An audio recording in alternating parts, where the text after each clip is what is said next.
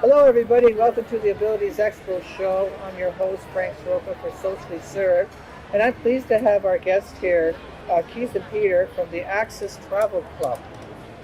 Welcome, gentlemen. Thank you for having us. I'm great to have you both here, and I wanted you to tell us a little bit about the Access Travel Club. So it is a club. Is that what you're doing now in terms of travel and accessibility? Yeah, we're a community-based organization, Frank, of travel enthusiasts, and what we do is promote day trips, weekend retreats, holiday vacations, basically an opportunity for people, regardless of abilities, to re-engage. We've been through a rough ride with COVID. We've had to pivot to online programming and put in-person travel on hold. But we're hoping that as things get a little better and open up, that we can provide opportunities and experiences for people with disabilities to get out there and have a quality of life that everybody deserves. And we've formed this club of like-minded people who get to know each other, network, and offer travel, recreational, and social opportunities. That's fantastic. So, how do people know about your organization, and how do they join the club, the Access Travel Club? So you can visit us online. We have the accesstravelclub.ca website that you can contact us through. Our email and our phone number are also posted online, and we offer virtual programming on a regular basis every week. And slowly, as I said, we are starting to open up for day trips, weekend retreats, so they can contact us and get more information to register. We have an email database that will keep them informed about these opportunities and experiences as they become available. That's great. And Peter, how did you become involved with this club? To be perfectly honest, social media. Social media. The fact is that with COVID, a lot of the previous opportunities I had or was exposed to have recalibrated themselves. So it's nice to know of a club that isn't in the business of isolating people. It's in the business of doing the exact opposite, which is engaging people in experiences. I personally just said, okay, I'll see what you guys are about. There's a no obligation trial attached to any membership, and the thing is you get to test drive the programs and then figure out if you like them or not. And with the Access Travel Club, it's member focused, which means they aren't going to plan a bunch of events that no one's interested in doing. They want to make sure that they're actually serving the club members. So they actually ask us what we want to see in the next month or two. Correct me if I'm wrong, Keith, but there's a planning session almost every month to figure out what people want to do. Yeah, absolutely. We want to be inclusive to our members, to our families. So as Peter alluded to, we've been promoting through social media, through our website, through Abilities Expo and other venues. We invite them to come and check out our programming. As we said, we meet virtually 2-3 times a week. And yeah, we value their feedback and their input. So our members let us know what is of interest to them. And then our staff work together with the members to understand their accessibility needs, to make sure that we're able to serve them and better understand, what it is that they want to see and do. And we then look for partnerships and vendors out there that can meet those needs, because we know that there are a lot of barriers out there for people with disabilities. and it's up to us to find a way around them. I'm just wondering, in terms of your planning for outings, and I guess it's really like a social event too, like you're networking with other people.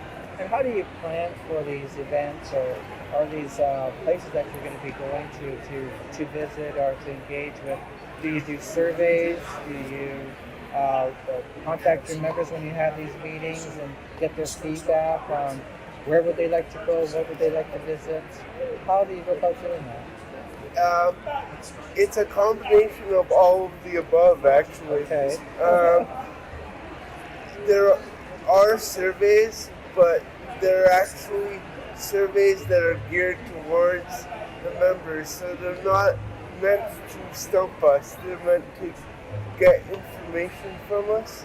And what I tend to like at the bottom of each one is it gives the contact information for the organizer. So if you have a suggestion that's simply not on the paper, you can always give it.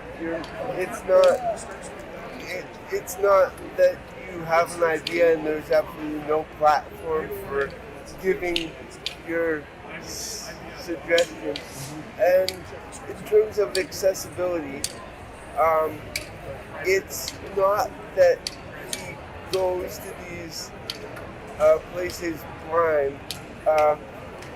I can pretty much assure you that he spends, or the team spends enough time on the phone trying to scope out exactly what the accessibility is like at any one of these areas. So there's surprises, yes, but the surprises are of the good variety, and we're always prepared, and so that so that the stress level is less, and the focus is always on what we can do and what we can experience.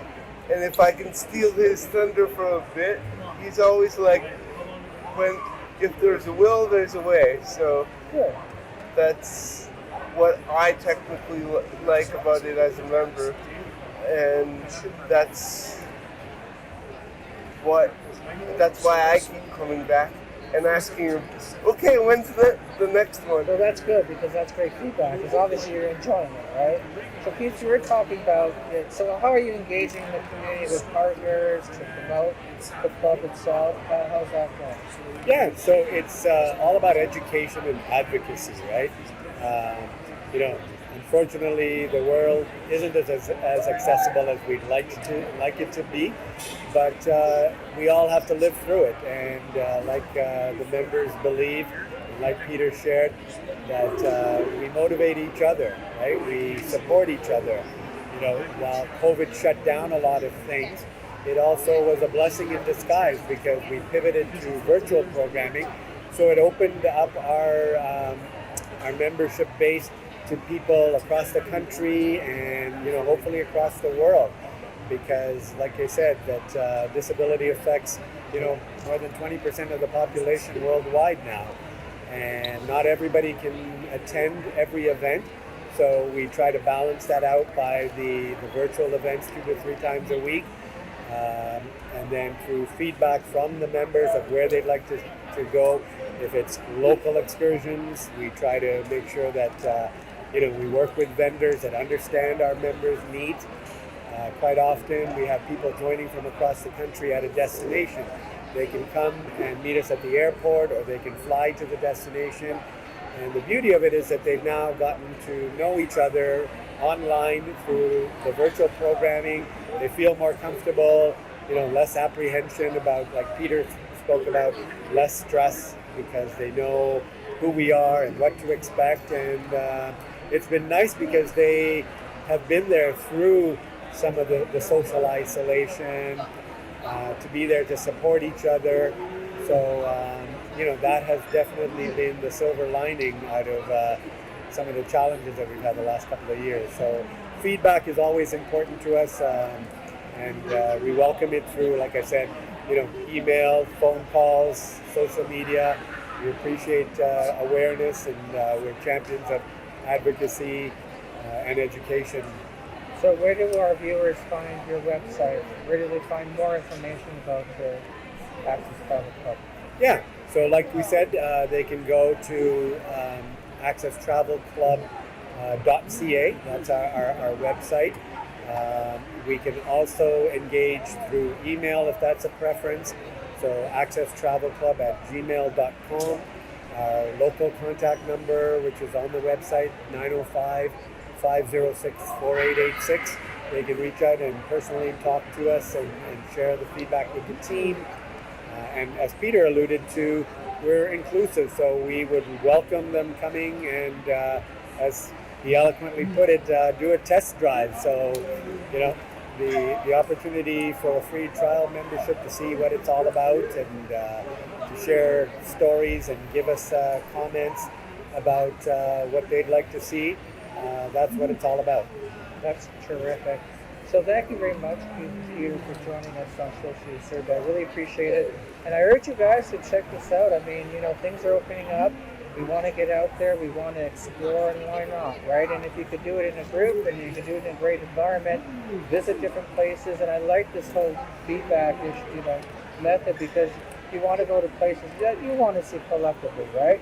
And it's also a great way to socialize with your peers and to find out and explore more places. I mean, it's wonderful. I think it's a great concept. So thank you again for joining us on Socially Served, and thank you viewers for watching, and we hope to see you again soon. Bye for now.